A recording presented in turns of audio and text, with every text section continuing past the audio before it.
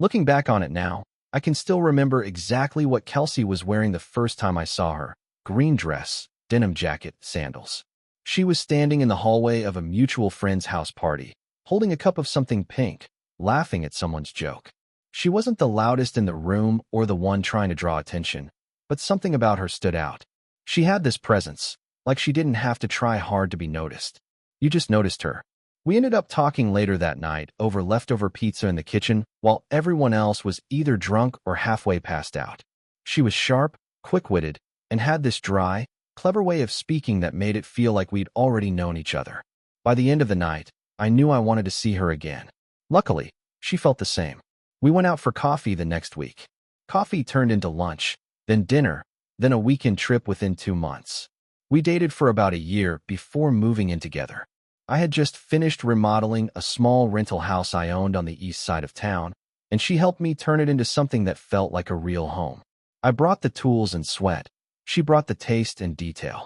We balanced each other well from the start. I worked in construction, ran my own residential renovation business, and she worked in marketing for a local firm. Our schedules didn't always match, but we made time. Sundays were usually our day. Breakfast at the same diner, a long drive with no plan, and some kind of grocery run that turned into a 2-hour errand because she read every label like it was a novel. We got married 2 years later. Simple ceremony in a park, small reception in her parents' backyard. No big drama, just close friends, good food, and a lot of dancing. She looked beautiful, classic, not flashy. I remember watching her laugh during the speeches and thinking, I'm really doing this. I'm building a life with her. After the wedding, we bought a house together, not too big, just enough for what we needed.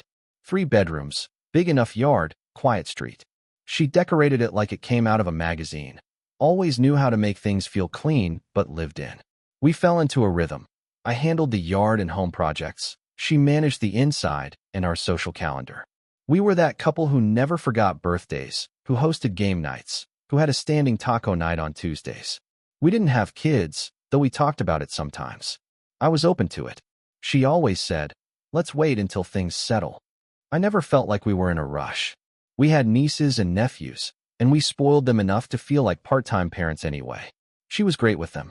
That part always made me smile, watching her with my sister's kids, tying shoes, playing games, baking cookies with them like she had all the patience in the world. Our life was full, not extravagant, not always exciting, but stable. We had friends, we had our little routines, and we had each other. I thought that was more than enough. At the time, I believed we were solid. And at that point in the story, we were. Life with Kelsey settled into a kind of comfortable rhythm, the way I always imagined a marriage should. We were both busy, she with her job in marketing, me running the business, but we found each other in the in-between moments. Dinner after long days, shared coffee in the mornings, even those quiet late-night grocery runs when the fridge was empty and we both needed to step away from screens. That's the thing I remember most clearly. Not the big events or fancy trips, but the little ways we kept each other tethered. We weren't flashy. We didn't post about each other constantly. We had a few close friends, hosted a couple dinners a month, did the occasional weekend away if we could squeeze it in. But mostly, we liked our quiet routines. Saturdays were for house projects. She'd be inside rearranging furniture, and I'd be in the garage or out back fixing something I'd probably let slide too long. She always had a list. I didn't mind. I liked crossing things off, like that she thought far enough ahead for both of us. On Sundays, we had brunch. It started as a one-time thing and then became tradition. Same cafe every week. Tiny place with chipped mugs and too much sunshine coming through the windows. We'd sit across from each other and talk about nothing and everything. Neighbors, her co-workers, my latest job sites, the couple we both liked to people watch across the street. She always ordered the same thing, avocado toast with eggs. I always joked that she could make it at home for a quarter of the price, and she'd roll her eyes like it was the first time I said it, even though it never was. Work-wise, I was in a good place. The company had grown steadily over the years. Nate, my younger brother, had joined a few years back as a site manager. He was good with clients, quick with numbers, and honestly, it felt good having him around. Our relationship had its ups and downs growing up, but working together gave us a kind of mutual respect. Kelsey liked that we were getting along. She'd say things like, You two are finally learning to act like adults, half joking, half pleased. She got along with my family well in general. My parents loved her, especially my mom, who appreciated that Kelsey was organized and presentable. Her words, not mine. My sister, too. It made holidays easy. We were one of those families that could all be in a room together without it turning into chaos or awkward silences. Birthdays, cookouts, holiday meals, they all had their place in the year, and Kelsey was a fixture at all of them. At home, things were rarely dramatic. We had disagreements, sure, usually about money or scheduling or the fact that she said I snored and I insisted I didn't. But they passed quickly. She was quick to move on, and I wasn't one to hold grudges. We didn't fight dirty. We didn't fight much at all. I thought that meant we were strong. I thought that meant we were good. And back then, I had no reason to think otherwise. We were, for all intents and purposes, settled. Not in the bored, lifeless way people sometimes say it. I mean it in the sense that our lives had shape, structure, predictability. I knew what my mornings would look like. I knew which brand of almond milk Kelsey preferred and which nights she liked to do laundry. She knew which tools I kept in the left drawer of the garage workbench, even though she never used them. We were a routine, and for me, that meant security. It meant things were working. We'd been married 5 years by then. Not a flashy milestone, but enough time to really build something together. We'd hosted 4 Thanksgivings, 2 New Year's Eve dinners, and more Sunday game nights than I could count. We knew each other's families, friends, co-workers. She knew how to charm my aunt with wine talk and how to navigate my dad's long-winded stories without looking bored.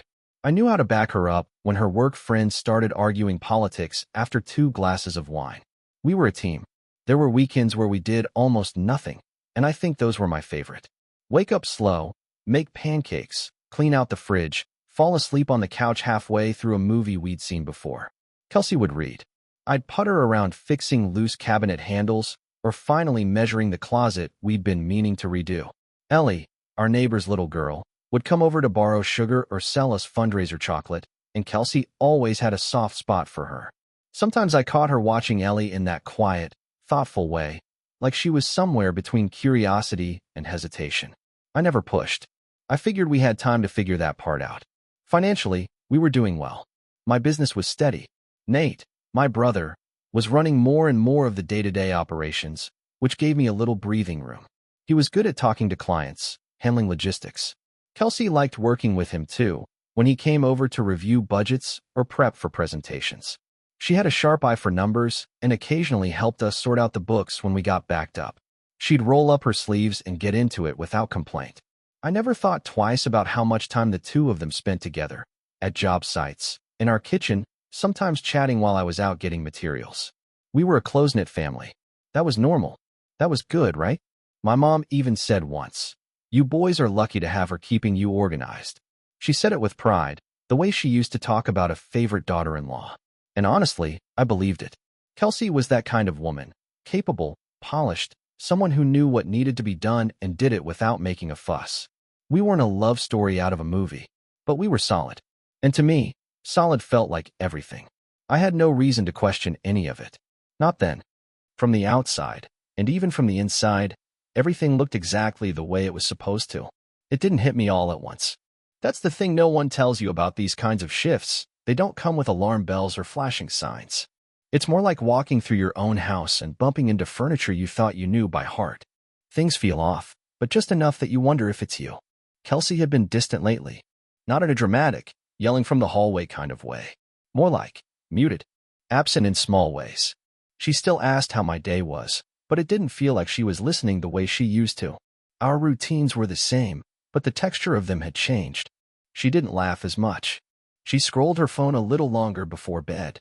She said, "I'm just tired, a little too often." I remember one night in particular. I'd just gotten back from checking on a job site with Nate. Nothing unusual. He drove back to his place. I came home. Kelsey was sitting on the couch with a blanket and her laptop, wearing an oversized sweatshirt she used to borrow from me. When I leaned down to kiss her on the cheek, she didn't look up. Just said, "Hey," like I was someone walking through a hotel lobby. "Long day?" I asked, settling into the couch beside her. She gave a quick nod. "Just work?" She didn't elaborate. That wasn't like her. Normally, she'd launch into some story about the weird email her client sent or how someone in her office had misused the term brand alignment. But lately, I was getting fewer stories and more summaries. At first, I chalked it up to stress. Her firm had taken on a couple new clients and she'd been pulling long hours. I even offered to help more around the house, let her decompress, take things off her plate. She said she appreciated it. Smiled. But there was something rehearsed in that smile, like it didn't quite reach the corners anymore. And it wasn't just at home. I started noticing little inconsistencies, nothing I could put my finger on. Like when she said she'd been on a video call during the afternoon but didn't mention it later when we talked about her day. Or when she went to run errands and came back with nothing, saying the store was too crowded. Again, not proof of anything, just moments that didn't quite line up. Like puzzle pieces from different sets. Then there was Nate. I didn't want to go there in my mind. Not even a little. He was my brother. We worked together. We'd finally gotten past the weird competitive energy from our younger years. I was the older one, the responsible one. He was the golden boy growing up, charismatic, smoother around the edges. But as adults, I thought we'd found a good balance. And Kelsey had always gotten along with him, sure. He was around often enough, and she always treated him like family. Maybe that was all it was. But I started catching small moments, brief glances during family dinners, inside jokes I didn't understand, little flickers of familiarity. Too familiar? I hated that my brain even went there. I told myself I was being paranoid, that maybe I was projecting stress, that I needed to get out of my own head. But I couldn't shake it. The more I paid attention, the more the distance felt intentional. Like I was slowly being shifted out of focus in my own marriage, while something else, something unspoken, took center stage. I didn't have answers. Just a gut feeling that wouldn't go away. I once read that you don't need loud fights or slammed doors to feel distance in a relationship. Sometimes all it takes is silence, prolonged, casual, intentional. The kind that doesn't scream anything out loud but settles into the walls like damp air. That's what life with Kelsey had started to feel like. It was all still functional. We still ate dinner together, still made small talk, still watched a show or two before bed. From the outside, I don't think anyone would have seen the difference. But I felt it. In the way she'd check her phone mid-conversation, or how she didn't meet my eyes as often. She'd laugh at a message and not tell me what it was. And it wasn't that I thought she owed me a transcript of every text, but she used to tell me everything, even the things I didn't ask about. There were also more running late texts than usual. Late nights at work. Quick stops on the way home. Errands that didn't result in any bags. Again, nothing damning. Just stacked patterns. Things that made me notice the clock more, made me pay attention to what wasn't being said. I tried to bring it up once. Not directly, just eased into it. We were sitting on the back porch, a rare quiet Saturday evening, the sun just starting to drop below the trees. She had a glass of wine. I had a beer, and I said something like, "You've been tired lately. Everything okay with work?" She took a sip and gave this half shrug. "It's just a lot right now." That was it. She didn't elaborate, didn't vent, didn't follow up with one of her usual long-winded tangents about meetings or office politics. Just a lot right now. And then she asked me how things were going at the shop. When I mentioned Nate had been showing up late to the site the last few days, she gave this quick little smirk and said, "Sounds like him." But there was something in her tone, something between teasing and protective. I couldn't put my finger on it, and I didn't try to push. I kept thinking maybe it was me. Maybe I'd been too checked out, too focused on work lately. Maybe I wasn't showing up for her in the way I thought I was. So I planned a weekend away, just the two of us. Nothing fancy. A small cabin about an hour out of town. Quiet, secluded. I figured if we could just unplug, maybe things would settle.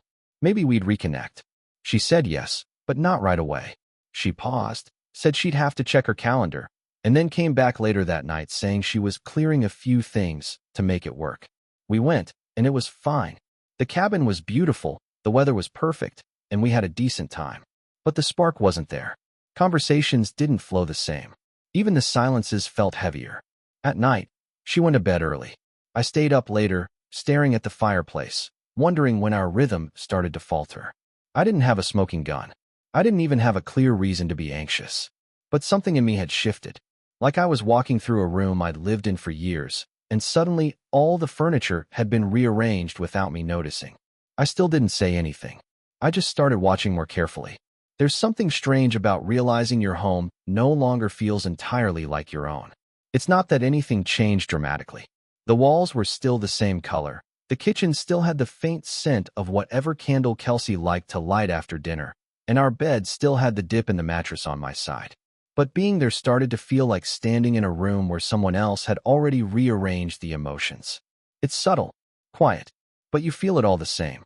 I started noticing that Kelsey was pulling back from physical closeness, not in a way that screamed rejection, but in the quiet, passive ways that are harder to confront. Averted kisses, sideways hugs, reaching for her hand during a movie only to feel her fingers twitch away after a few seconds. When I asked her one night if everything was okay, she smiled, leaned into me, and said, "Of course." But it felt automatic, like a pre-recorded message playing on loop. I kept telling myself maybe she was stressed, tired, stretched thin by work or hormones or something I hadn't considered. But deep down, something in my gut had started whispering. At work, things weren't any easier. Nate had become less focused. He was still showing up, still getting the job done, but the edge was gone.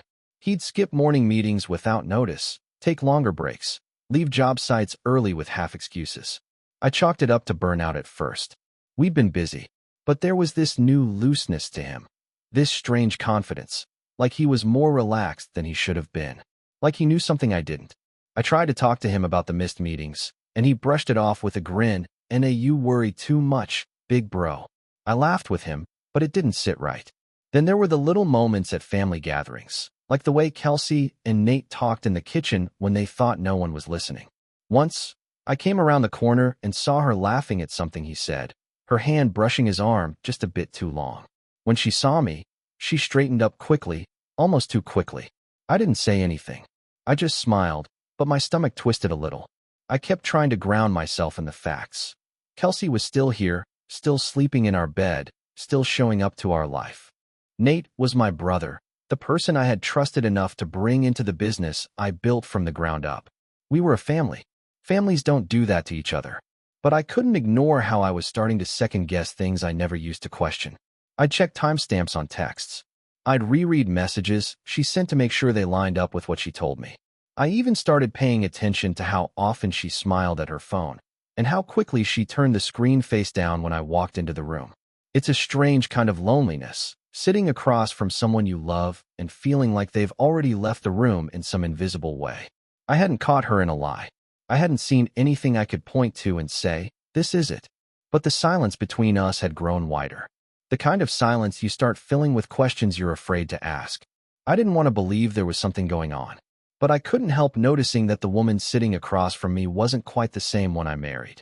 I kept telling myself that maybe every long-term relationship has these weird phases. Lulls, cold spells, gaps where routine replaces affection and work drowns out conversation. I tried to remind myself of the good stuff, the memories we built, the hard days we'd made it through, the life we had constructed piece by piece. I wasn't ready to throw it all into question based on a feeling I couldn't prove. So I did what a lot of people do when they start to feel something slipping. I doubled down on normal. When Kelsey mentioned that my mom was planning a big family gathering, sort of a late summer barbecue with extended relatives, I volunteered to help. She and my mom were always close, and I figured maybe some time around people we both cared about would ground things again.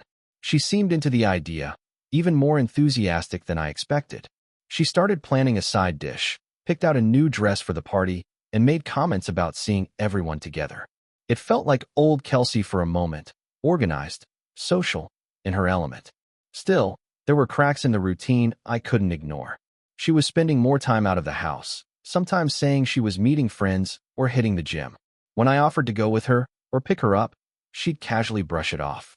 "It's just me time," she'd say, or "I'll be quick, don't worry." Nothing in her tone sounded aggressive. In fact, that was part of what made it so unsettling. How easy, how smooth the explanations came. Like she'd practiced them. Or worse, like she didn't even need to. Nate had been dropping by less at work, claiming to be handling off-site tasks that didn't always line up with the reports I got from clients. When I asked him about some late invoices and why he hadn't followed up with a vendor, he waved it off. "I've got it under control. You're stressing too much lately." He smiled when he said it. Too easily. I started waking up earlier than usual, mind racing before my feet even hit the floor. I'd lie there with Kelsey asleep next to me, wondering when that space between us had opened. I used to be able to read her mood in an instant. Now it felt like I was looking at someone through tinted glass, unable to tell what was real anymore. A few days before the party, I tried suggesting we take a few days away after the gathering, just the two of us. A road trip, something small. I even floated the idea of revisiting the place we'd gone after our honeymoon. She looked at me with this soft kind of surprise, then said, "Maybe. Let's see how work goes." Maybe. Let's see. Everything lately felt like that. Non-committal, half-open doors that never quite shut, but never really welcomed me in either. But I still didn't confront her. I didn't ask the questions directly. Not because I was afraid of the answer, though maybe I was, but because part of me still hoped this was all in my head, that I was misreading the moment, that stress was making me paranoid, that maybe, just maybe, I could hold it all together long enough for whatever this was to pass. I didn't know it then, but that family party I was looking forward to, it was going to be the day everything fell apart. The party was supposed to be a celebration, my mom's idea of getting the whole family together before summer slipped away. We hosted it at my parents' place, a big backyard barbecue, the kind we'd done a dozen times before.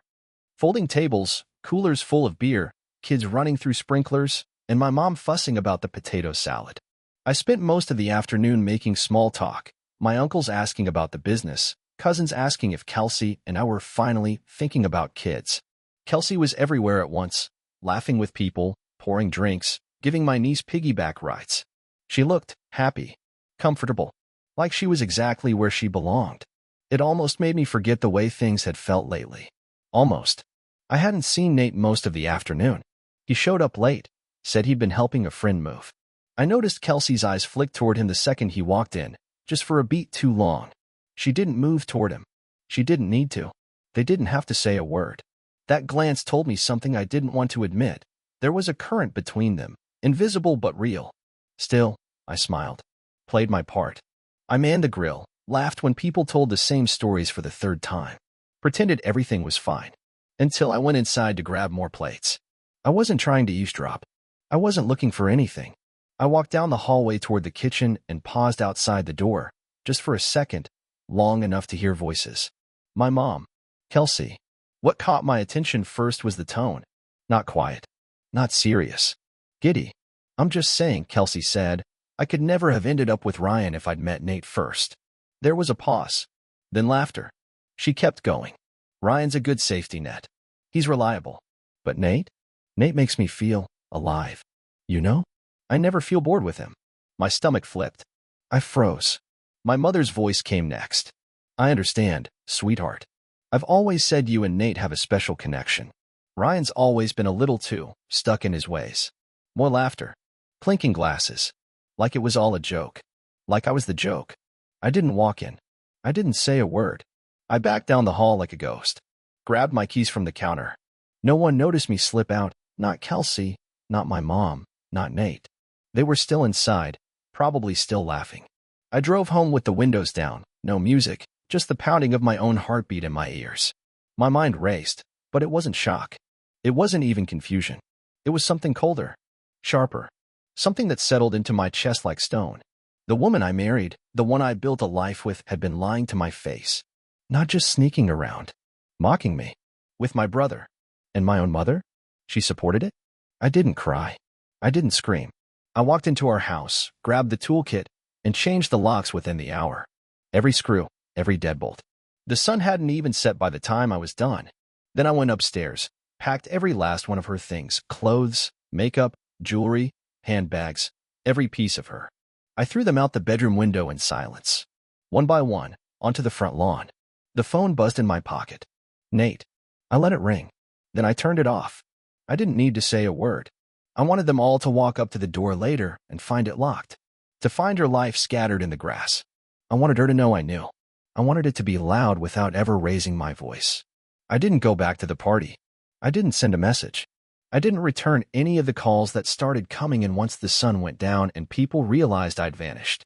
I sat on the couch, staring out the front window at her things strewn across the lawn, her favorite leather weekender bag, a shoe that had landed upright in the flower bed, a blouse hanging off the hedge like it had decided to run from her too. And when the headlights finally rolled into the driveway around 9:30, I didn't flinch. I just stood up, walked to the kitchen counter, placed her spare phone on the marble slab we used as a bar, and next to it, a folded note. I know everything. She tried the front door twice. The knob jiggled, once, twice, and then came the knock, 3 firm taps, just short of a demand. She called my name. Soft at first. Then again, louder. The voice of someone realizing the performance was over and the stage lights were gone. I didn't open the door. I didn't speak. I sat back down and listened to the silent stretch between us, broken only by the occasional rustle of her heels in the grass as she paced back and forth. Eventually, she stopped knocking. Eventually, the car drove away. The next morning, I called my attorney. The second call I made was to HR. Nate was officially terminated by noon. I didn't bother giving him a reason. He knew. Everyone would know soon enough. He didn't try to fight it, not directly. Just sent a one-word text. Really? I stared at it for a long time before deleting it without replying. There was nothing left to explain. I moved fast after that. I transferred everything: bank accounts, car titles, passwords. I took both cars, since they were in my name anyway. I changed the alarm code, updated the utilities, blocked her on every platform I could think of. It wasn't about cruelty. It was about clarity. She made her choices. Now she could live with them. She tried to contact me for days: calls, texts, voicemails filled with half apologies and frantic bargaining. Can we just talk? You don't understand. Please, Ryan, don't do this like a stranger. But that's exactly what she had become to me. A stranger with my last name, who smiled in my face while planning a future with my brother behind my back. Even worse than the betrayal was how casual it all seemed to them. As if I were some placeholder, good enough for the bills, the mortgage, the security, but never quite exciting enough for her to actually choose. Hearing her tell my own mother that I was a plan B. I don't think I'll ever forget that. The weight of those words didn't crush me. They cleared me, like being wiped clean of any remaining illusion. I stopped responding to my family entirely. My mom tried to justify her part in it with some long message about not wanting to meddle and supporting happiness where it finds people. I didn't reply. She made her position clear. If that's the family she chose, then she can have them. I'll build something else. The house was quiet in the days that followed. Almost too quiet. But I didn't miss her voice. I didn't miss pretending. I didn't miss wondering. I slept for the first time in weeks without waking up in the middle of the night with my heart pounding. The silence didn't feel like loneliness anymore. It felt like peace. I didn't burn her things. I didn't smash anything. I didn't scream or make a scene. I just removed her from my life, piece by piece, until there was nothing left but space. And in that space, I started to breathe again. It took a while to settle into the quiet. The first few weeks after I cut everyone off were full of small, strange adjustments. I'd walk into the kitchen and instinctively look for her coffee mug gone. I'd glance at the front door, expecting the sound of heels or keys or her voice floating in from the hallway. Nothing. Just the steady hum of the fridge and the occasional creak of wood settling in the walls. But then, little by little, the house started feeling different. Not haunted, mine. I started changing things. Moved the furniture around. Repainted the guest room that used to be her office. Got rid of the set of dishes she always insisted were aesthetic, but too fragile to actually use. I replaced them with thick, clunky ones that could survive being dropped. The first night I ate dinner off one of them, sitting alone in silence, I realized something strange. I wasn't sad. There were lonely moments, sure, but they weren't the kind that made me regret leaving. They were the kind that reminded me I'd been lonely even while married, that I'd been living beside someone who had already emotionally checked out long before I caught up to it. There was freedom in finally matching reality. I took a few weeks off work, left my crew to handle the jobs Nate used to run, and gave myself permission to pause. I hadn't done that in years. I went fishing, visited a cabin a few towns over, just for a weekend. Spent time remembering who I was outside of being a husband, a business owner, a brother. And then, unexpectedly, I met someone. Her name was Kara. She worked at the local bookstore I wandered into one afternoon while killing time between errands. I was looking for a new novel, something long, distracting, not about heartbreak. She asked what I liked to read. I told her I didn't know anymore. She smiled in this way that wasn't flirty, just kind, inviting. She handed me a paperback and said, "Start here." I finished it in 3 nights and went back to thank her. That turned into coffee. Then another. Then a walk. And somewhere between stories about her dog and mine about old job sites, I realized I was laughing without forcing it. Kara didn't ask about my past right away. She didn't push. She didn't try to fix me. She just showed up, with warmth, with honesty, with zero expectations. It was refreshing. And when I finally told her what had happened, with Kelsey, with Nate, with my family, she didn't look at me like I was damaged. She just listened. It's early. I'm not rushing anything. But for the first time in a long time, I feel present in my own life. Not waiting for the other shoe to drop. Not guessing someone's motives. Just breathing, building, choosing. I don't miss Kelsey. I don't wonder what she's doing. I don't read her texts anymore, though they still come, now and then. Some short and panicked. Others long and reflective, full of apologies and phrases like, if only, and please just talk to me. But there's nothing left to say. That chapter's closed. This new part? It feels slow, steady, and real. And for now, that's exactly what I need. It's been just over a year now. 12 months since the party. 12 months since the note on the counter, the locks changed, the suitcases thrown out onto the lawn. I've replayed that night 100 times in my head, not out of regret, but out of disbelief. How far I've come since then. How much lighter the world feels. Kelsey still tries from time to time. Birthdays, holidays, anniversaries, little texts that slip into my phone like shadows. I still think about us. Or, I know I hurt you more than I can explain. I don't respond. Not because I'm angry. Honestly, I'm not. But because I've outgrown the need to revisit her version of closure.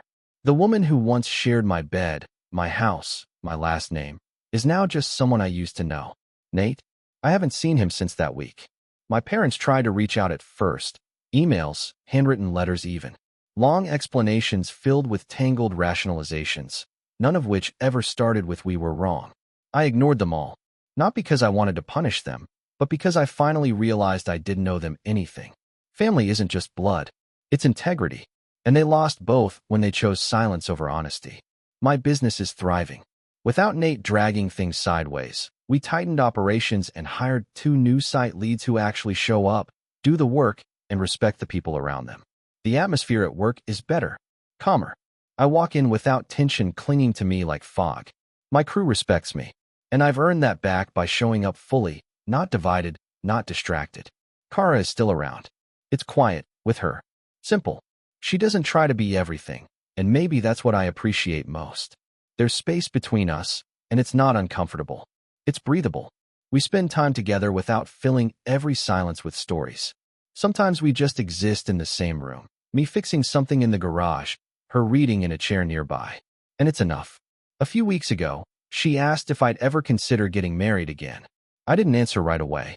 I looked at her, and for the first time, I didn't feel that heaviness in my chest that used to come with questions like that. I just smiled and said, if it ever feels like this again, I might. There was no big speech. No fireworks.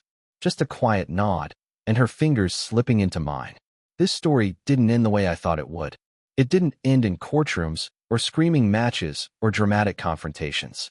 It ended with a door locked, a note left behind, and a man finally choosing himself over the lies he once mistook for love. If you're reading this, and you're in that quiet in-between space, where you know something's wrong but you can't prove it, or where you're just starting to rebuild, let me tell you something. Peace is louder than betrayal if you give it time to speak. And now, my life is finally quiet enough to hear it.